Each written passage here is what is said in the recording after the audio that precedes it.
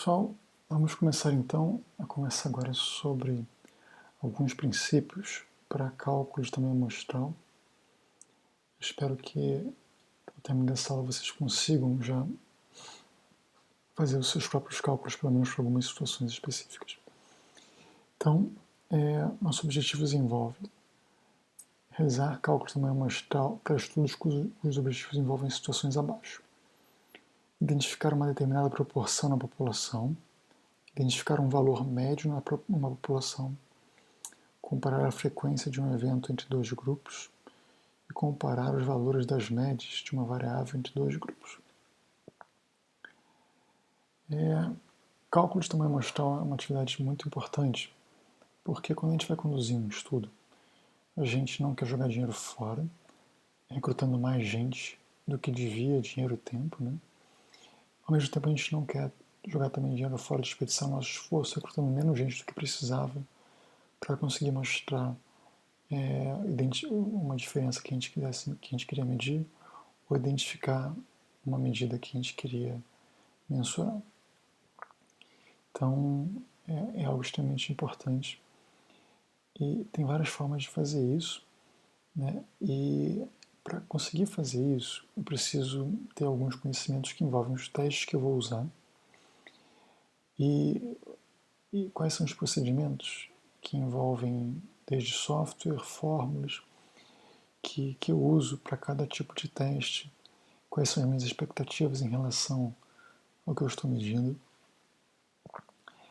Normalmente eu uso um software específico para calcular essas coisas, mas felizmente eu consegui encontrar aqui um site com recurso online que vocês vão poder utilizar para fazer cálculos amostrais, pelo menos no âmbito do que eu queria trabalhar com vocês nessa aula.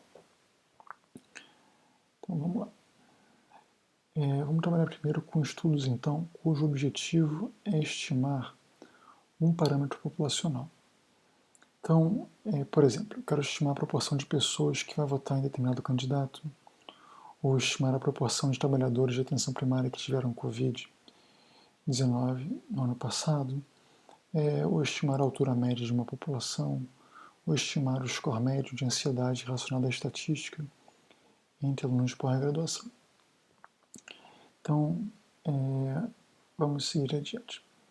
Então, o que eu preciso para fazer um cálculo de tamanho amostral, quando o que eu quero estimar é um parâmetro populacional na forma de uma proporção? Então, eu vou inclusive apagar essas fórmulas aqui, que eu não quero traumatizar ninguém com isso, porque é o software que vai calcular isso para a gente.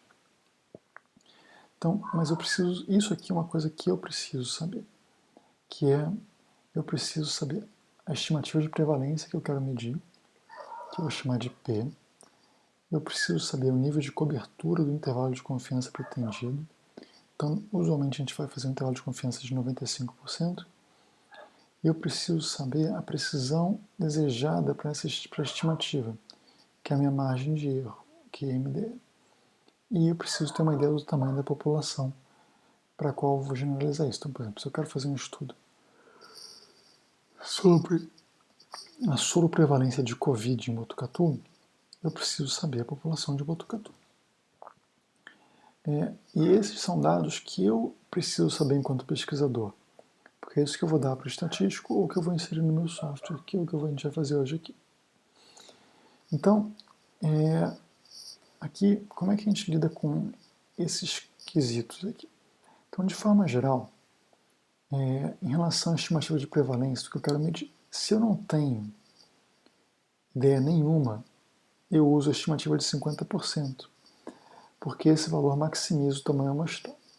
Se eu já tenho de outros estudos dados que indicam que a prevalência deve ser em torno de 10%, 30%, eu vou usar essa prevalência e vou citar a referência que me fez estimar ou acreditar que a prevalência seria em torno daquilo. Mas eu preciso ter uma estimativa.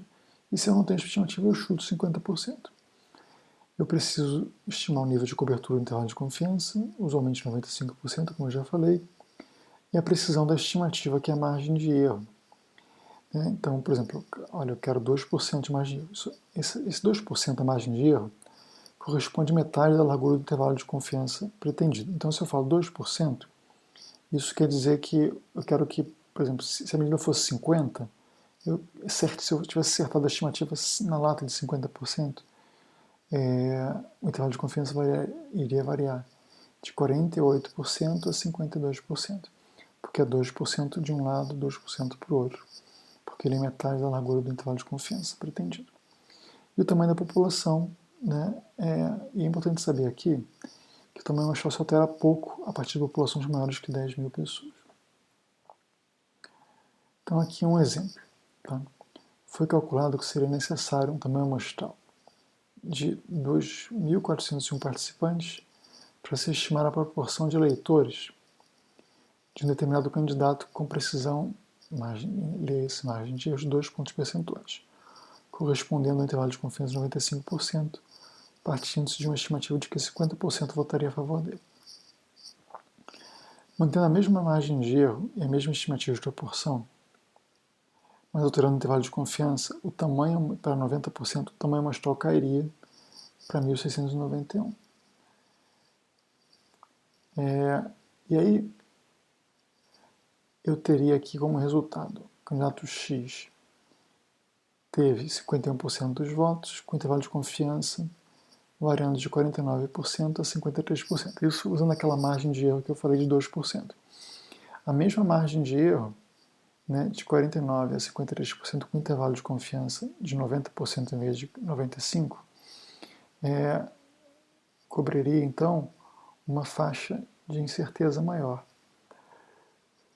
Lembrando a definição de intervalo de confiança que a gente começou lá quando a gente trabalhou inferência estatística, de que o intervalo de 95% quer dizer que eu mantendo os mesmos parâmetros, se eu fizesse infinitas amostras ou um grande número de amostras minha população e construísse intervalos de confiança de 95% para cada uma amostra, 95% desses intervalos conteriam o parâmetro populacional. E aqui seria 90% desses intervalos conteriam intervalo populacional quando eu tenho intervalo de 90%.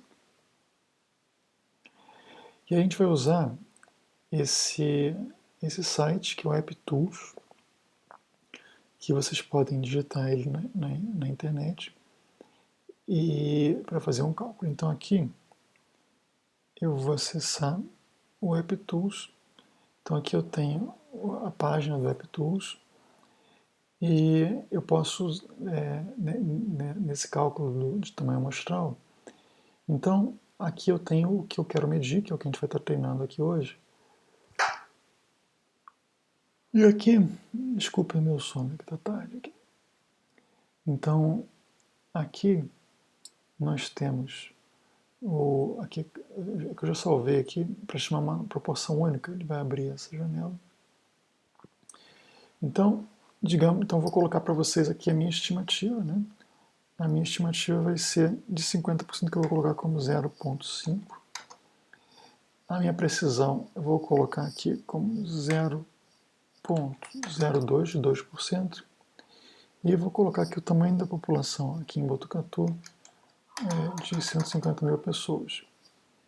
Então estou estimando aqui, digamos que eu não saiba, não tenho ideia de qual que é a soroprevalência de Covid, vou colocar 50%. Eu quero uma precisão de 2% com intervalo de confiança de 95%. E vou fazer o cálculo. E eu clico, vamos aguardar o que o software vai me dar.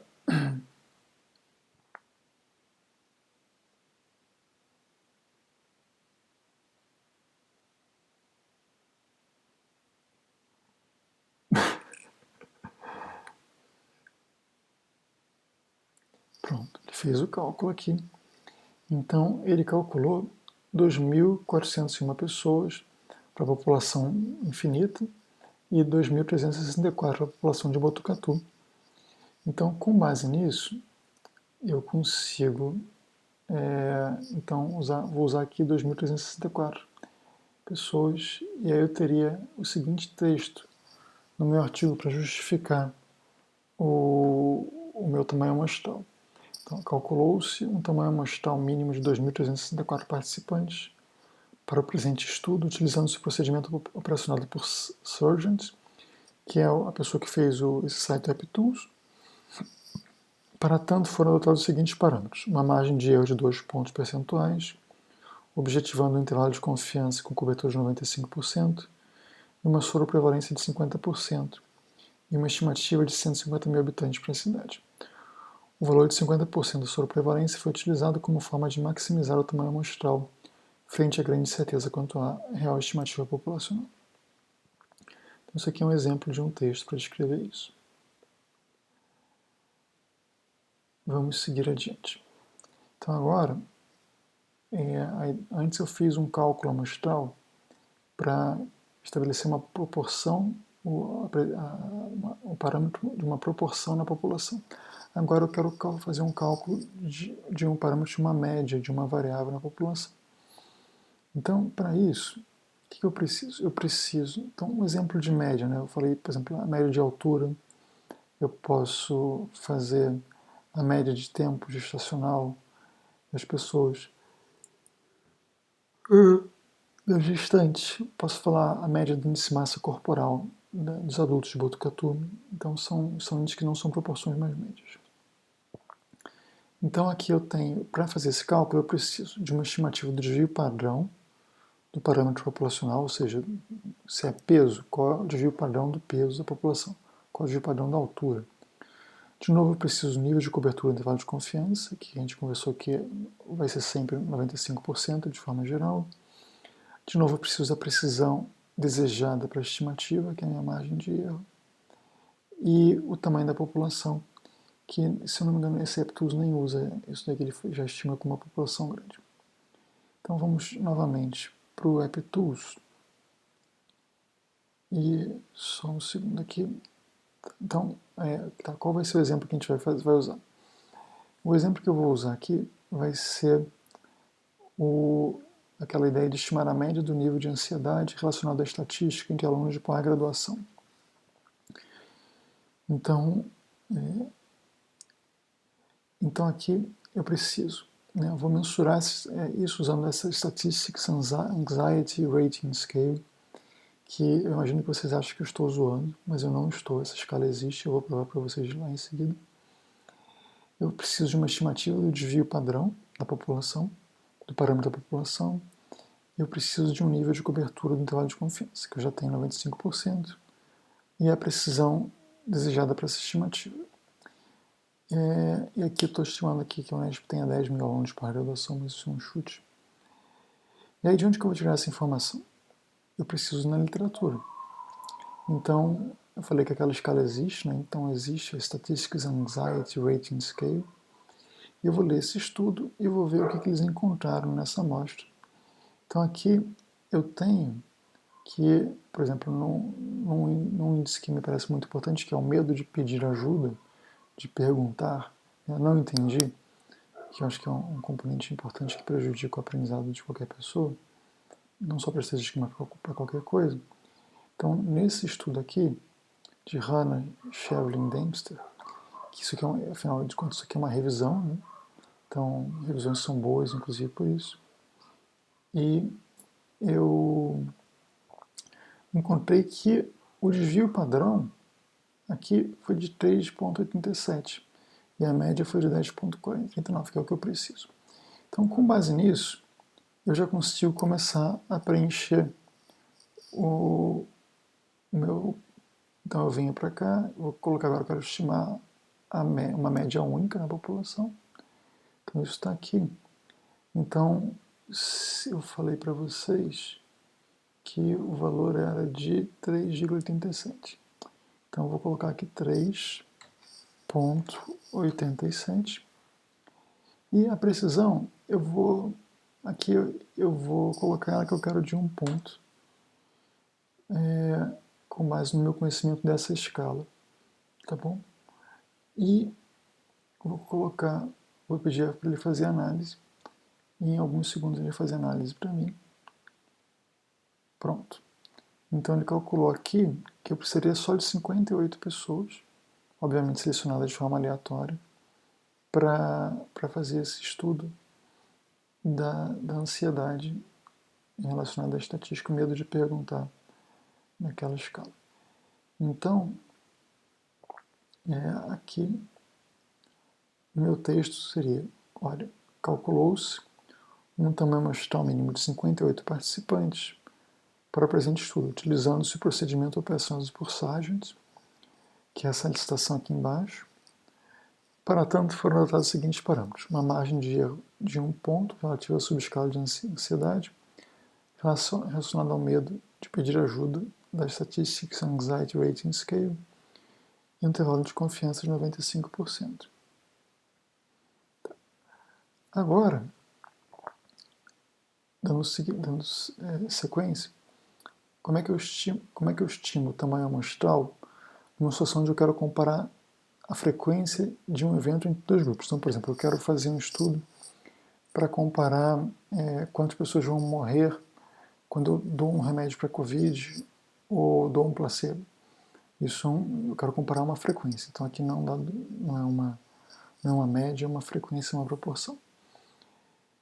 Então, aqui, o que eu preciso? Né? Eu preciso de uma estimativa de tamanho de efeito, que no caso, isso se estabelece com uma estimativa de proporção num grupo, tratamento no grupo controle.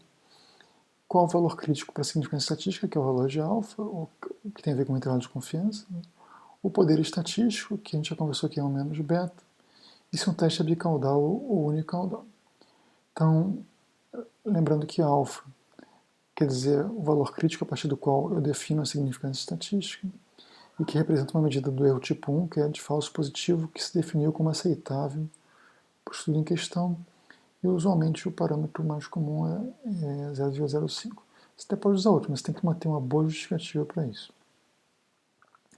E que eu posso ter testes unicaudais, bicaudais, unicaudal para baixo, unicaudal para cima. E o poder estatístico, que a gente já conversou também na aula de inferência estatística, que então eu tenho que o poder é a probabilidade de o teste encontrar uma diferença quando ela realmente existe. O poder é 1 menos beta, e o beta é a probabilidade de erro tipo 2, que é o falso negativo, que é a probabilidade de concluir que não havia diferença, quando na realidade havia diferença entre os grupos. Então aqui o exemplo que a gente vai usar é, eu quero planejar um ensaio clínico para testar um medicamento para prevenção de incapacidade ou morte por acidente vascular cerebral, com poder de 80% para detectar uma diferença de 10 pontos percentuais entre os grupos. E os dados que eu vou usar vão ser uma proporção estimada de eventos no grupo controle de 0,53, quer dizer, 53%, uma proporção estimada de eventos no grupo de tratamento de 43%, ou seja, são 10 pontos percentuais a menos do que no grupo controle, uma distribuição de pessoas entre o grupo em controle e tratamento, que é a razão entre um grupo e o outro, então N1 sobre N2, um valor alfa 0,05 e um poder de 80% e um teste, eu vou dizer que é um teste bicaudal, que é o que eu quero fazer porque uma parte das vezes é o que a gente faz. E então vamos agora para o software, né? E aqui no software eu tenho aqui, vamos voltar aqui para a página de abertura. Então eu viria aqui para a comparação de duas proporções, que vai me abrir esse link. Então aqui eu falei que a primeira proporção é de 0,53, a segunda proporção, que eu estou colocando 10 pontos percentuais abaixo, 0,43. Eu quero uma razão de N2 sobre N1 de valor igual a 1, e um poder de 0,8, que já foi o que ele me colocou aqui. E o padrão, que é o teste bicaudal. Então agora eu penso para o software fazer a mágica dele. E taram, prontinho. Então ele calculou um tamanho amostral de 411 por grupo, ou seja, 822 pessoas nos dois grupos juntos. Minimizar isso. Então, isso aqui me geraria um dado assim, olha. Calculou-se inicialmente, aqui está errado, aqui 411. Calculou-se inicialmente um tamanho amostral mínimo de 822 participantes, 411 por grupo, para o presente estudo, utilizando o procedimento operacional de novo por Sargent.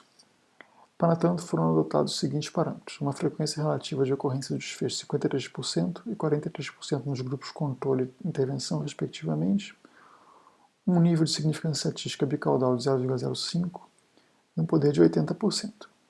A estimativa da frequência de eventos no grupo controle foi obtida através da revisão de Weaver, que eu vou mostrar já para vocês.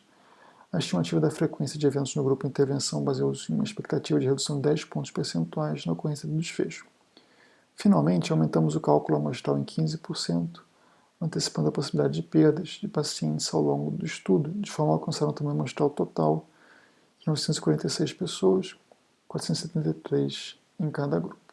Então, como é que eu cheguei nisso? Né? Como é que eu cheguei naquela proporção de 43%, 53%?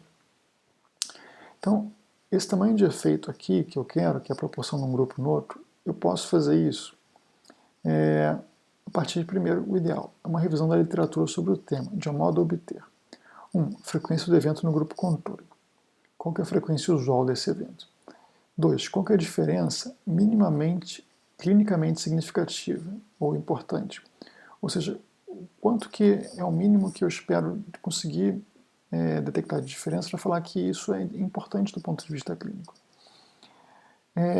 E eu preciso estimar um efeito provável do tratamento de exposição, ou outra alternativa é estimar um efeito provável do tratamento de exposição sobre o desfecho, com base em estudo piloto ou em outros estudos prévios. Então, por exemplo, aqui eu usei essa revisão, que é do Weaver, Chris Weaver, que é sobre ensaios clínicos em AVC, e que mostrou que nos ensaios clínicos, em geral, as pessoas antecipavam uma taxa de desfecho de morte ou dependência importante de 55% e que na prática eles encontraram, de forma geral, 53,3%. Então foi daqui que eu peguei aquele 53,3%. E aí eu peguei e aqui eu estabeleci que aqui eu não procurei a diferença minimamente clinicamente importante, mas eu peguei e estimei que eu acho que esse meu tratamento, com base no que eu conheço dele, eu esperaria que ele diminuísse pelo menos 10%. E aí eu usei isso como parâmetro. E além de fazer a conta, eu aumentei entre 10% e 20%, no caso aqui eu aumentei em 15%. E aí por isso que a gente chegou naquele cálculo usando o AppTools. Então agora a gente vai chegar já, estamos quase terminando a aula, então aguentem firme aqui. Então agora, como é que eu faço o cálculo também amostral para estudos, onde eu pretendo comparar as médias de uma mesma variável entre dois grupos. Então antes eu estava comparando proporções, e agora eu quero comparar médias. Então aqui, opa, não, isso. Então, por exemplo, digamos que eu quero, não, opa, acho que eu me perdi aqui. Tá, então eu preciso, aqui de novo, né, para estimar essa diferença. O tamanho amostral eu preciso de 3 parâmetros. Eu preciso estimar a diferença minimamente clinicamente significativa, importante, estimar o efeito provável do tratamento ou exposição e estimar o desvio padrão agrupado ou do grupo controle. Então, aqui é uma situação um pouquinho mais complexa do que a gente tinha antes, porque aqui a gente vai fazer alguns cálculos. Tá? Então, um exemplo. Vamos pensar que o que eu quero medir é uma intervenção de fisioterapia para tratar dor lombar. Eu tenho um grupo intervenção e um grupo controle. Então, eu estudo só de 2 braços. Meu desfecho é intensidade da dor numa escala numérica verbal de 0 a 10. Aí eu encontro aqui um parâmetro importante para todo mundo que quiser fazer um ensaio clínico cujo parâmetro seja a dor, que é esse artigo da literatura de 2009, que é da série chamada Impact. Então, o Impact, ele é uma série de recomendações sobre como você conduzir ensaios e estudos na área de dor. E o que esse estudo está me dizendo aqui é que múltiplas análises baseadas em pontos âncora, que é um método para conseguir determinar essas diferenças minimamente clinicamente importantes, então consideraram que reduções de dor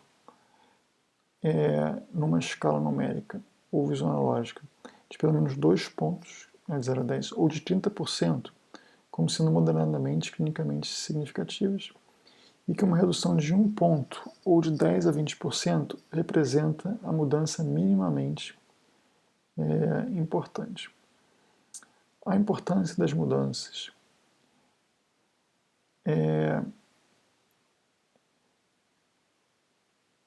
em escalas categóricas, no entanto, teve menos atenção. Então, veja, mas ele me disse aqui aquilo que eu queria, que é o valor minimamente clinicamente importante para uma diferença moderada de 2 pontos, ou de 1 ponto é o mínimo. Tá? E aí eu vou definir o que eu quero. Tá? Então, como é que eu faço isso? Então, agora eu preciso também de uma estimativa de desvio padrão para uso no cálculo da estimativa do meu tamanho amostral. Então, eu posso fazer isso através de um estudo piloto, ou posso também estudar literatura para tentar obter o desvio padrão no grupo controle de outro estudo, o desvio padrão combinado do grupo intervenção do grupo controle de outro estudo semelhante, ou eu posso extrair o desvio padrão da diferença com base entre os dois grupos, com base no intervalo de confiança de outro estudo semelhante. Então, eu vou mostrar aqui para vocês como é que eu extraio isso de um intervalo de confiança.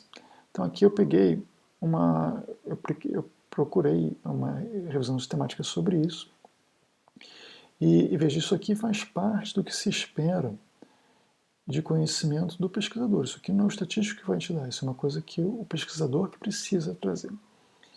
Então, eu encontrei uma revisão sistemática sobre benefícios e danos da fisioterapia de manipulação na coluna para o tratamento de dor lombar crônica. E eu encontrei essa meta-análise e eu fui, então, observar aqui a medida final da meta-análise. Isso aqui é numa escala de 0 a 100, então não foi uma escala de 0 a 10, como eu tinha pensado inicialmente. Nessa escala de 0 a 100, essa meta-análise encontrou uma diferença de menos 3,17, com um intervalo de confiança de menos 7,85 a mais 1,85. E eu tinha, no grupo intervenção aqui da terapia de manipulação, 1.629 pessoas, e no tratamento no grupo controle eu tinha 1.526 pessoas. E aí eu tenho uma fórmula que eu aprendi ela no handbook da Cochrane, isso aqui é da edição, da penúltima edição, mas tem na edição atual que lançou ano passado, ela está numa outra seção, deve estar no capítulo 6. Então como é que eu faço isso? Primeiro eu pego o erro padrão, então eu tenho que calcular o erro padrão, então eu pego o limite superior do intervalo de confiança menos o limite inferior dele, dividido por 3,92. E eu tenho aqui, então como é que lembra porque o que é o intervalo de confiança? Ele é o erro padrão por um lado, quer dizer, o erro padrão vezes 1,96 por um lado, e o erro padrão vezes 1,96 por outro lado. Por isso que o que eu estou fazendo é pegar a diferença, né, o espaço entre os limites do intervalo de confiança, que é menos 7,85 a 1,51, dividido por 1,96 vezes 2, que dá 3,92. Então aqui nesse meu caso, do que eu tinha aqui, né, com esses dados que eu tenho, eu vou ter aqui o limite superior, que é 1,51, menos esse menos 7,85. Quando eu divido essa conta aqui, que é 1,51 mais 7,35 dividido por 3,92, é 2,39. Então isso aqui é o meu erro padrão. E aí, como aqui é um erro padrão agrupado, que é da diferença de uma média, de duas médias, então o meu desvio padrão aqui é o erro padrão dividido não pela raiz quadrada do n de um grupo só, mas aqui eu tenho que fazer essa conta, que é a raiz quadrada de 1 sobre o n do primeiro grupo, mais 1 sobre o n do segundo grupo. Então, como n1 era 1.629 e o n2 era 1.526, eu tenho 2,39, que eu tirei daqui, dividido pela raiz quadrada de 1.1629 mais 1 sobre 1526. Eu faço essa conta e isso me dá que o desvio padrão foi de 67,1. Então, com base nisso, eu consigo já operar a minha forma. Então, eu quero uma diferença mínima de 20, significativa de 20, numa escala 0 a 100. Eu quero um desvio padrão de 67,1, um alfa de 0,05, um poder de 0,9 e eu quero um teste bicaudal. Então agora eu vou para o AppTools, naquela página de início dele, eu quero agora comparar duas médias com o tamanho idêntico e variâncias idênticas. Eu venho aqui para a minha última abinha. Então, aqui, veja, aqui ele está me pedindo, ele não está me pedindo a diferença de médias, tá? Ele está me pedindo a mesma população no grupo 1 e no outro grupo. Então aqui eu podia colocar qualquer valor, então eu vou colocar aqui no meu grupo de tratamento que a minha média vai ser de 50 pontos. Tá, vou colocar aqui que vai ser de 30 pontos. E no grupo controle, que é a população 2, eu vou colocar 50, porque eu vou ter 20 pontos acima, porque eu queria uma diferença minimamente significativa de 20. Agora, em termos de variância, veja, antes o que eu calculei foi 67,1 enquanto desvio padrão. Então eu preciso calcular o quanto que 67,1 ao quadrado é, porque a variância é o quadrado do desvio padrão, não é isso? Então 67,1 vezes 67,1, então dá 4.502. Então eu vou colocar aqui a variância de 4.502. O poder estatístico que eu tinha pretendido era de 0,9, não é isso? E eu quero um teste bicaudal. E aí eu ponho para ele trabalhar. Confirmar que eu não... É isso mesmo. Então ele está trabalhando agora. Vamos aguardar.